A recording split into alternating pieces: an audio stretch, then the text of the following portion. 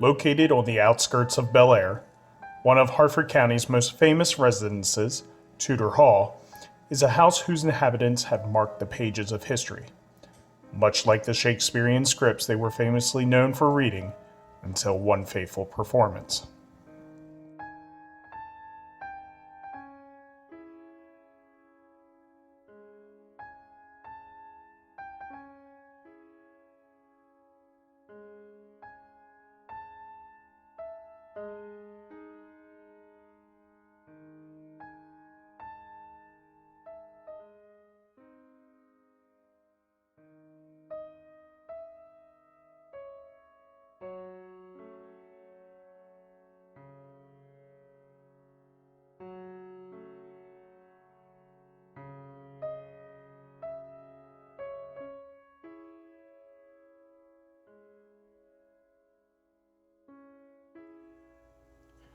Tudor Hall was the home of an extraordinarily unique and dysfunctional family, the dream home of an actor who fled to America to escape his problems in England and go on to become the greatest actor of his generation.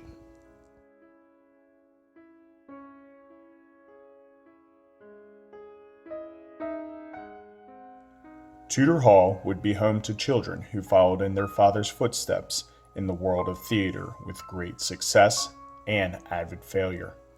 One child would become claimed as America's greatest actor, while another would walk away from the family tradition. When the American Civil War upheaved the nation, it set the family down different paths. A daughter defending her family's name, and a wife and mother that would do everything she could to protect them all because of one son's actions. These are the stories of the Booth family and the history of Tudor Hall.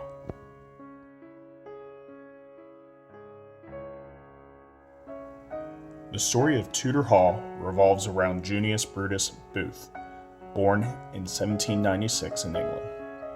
Junius would become an accomplished actor while still a teenager and become nationally recognized following his performances at the Covent Garden Theatre. He would be wed to Marie Delanoy in 1815, but Junius would leave her and child behind in 1821 when he moved to the United States with another girl named Mary Ann Holmes. In 1824, Junius obtained 160 acres near Bel Air, Maryland, where he and the family would spend summers farming when he was not traveling or performing in the theaters up and down the East Coast. Over the years, Junius and Mary Ann would have multiple children, including 3 sons, Junius Jr., Edwin, and John, who all followed in their father's footsteps as actors. In 1850, Junius began to have a house constructed on the property that he planned to live in after he retired from the stage. The plans for the house came from a book published in 1847 titled The Architect, written by William Randlett. The book contained plans for Gothic revival homes. A plan named the Parsonage would become the foundation for Junius's new home, which he would call Tudor Hall.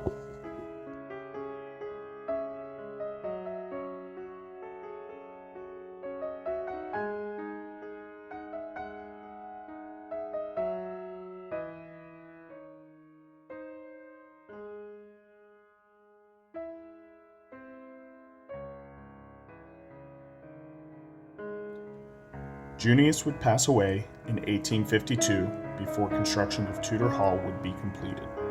But Mary Ann, with her children, Rosa Lee, Asia, John Wilkes, and Joseph, would eventually move full-time into Tudor Hall after its completion.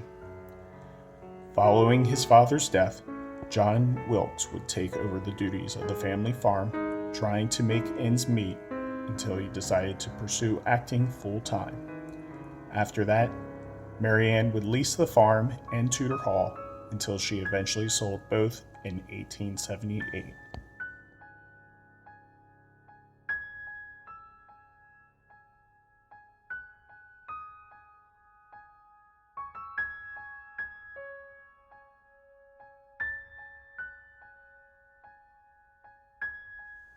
Tudor Hall has passed through the hands of many owners over the years. some owners keeping the house for historical preservation, while others simply for residence. Records indicate the house was originally opened to the public in 1928 when the owner, Ella Mahoney, and her daughter, Grace Kyle, had assembled several relics and made the house into a museum. Ella would pass away in 1948 after having lived in Tudor Hall for 70 years.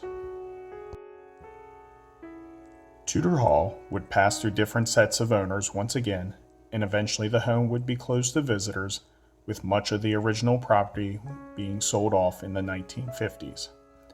In 1968, Howard and Dorothy Fox purchased the house, unaware of the house's history, until a bus of tourists pulled up in their front yard. After learning of the historical significance, the Foxes would make efforts to preserve and restore the house and the history associated with it.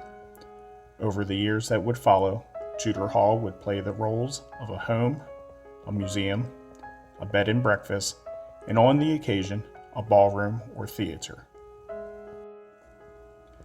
In 1973, Tudor Hall would be placed on the National Register of Historical Places, but after legislative changes, the protections of historical properties would be diminished, and in 1999, with Mr. and Mrs. Fox passing away without designating the future of Tudor Hall, the home would be bought and once again closed to the public. In a ceremony in 2006, Harford County government would receive the transfer of ownership of Tudor Hall.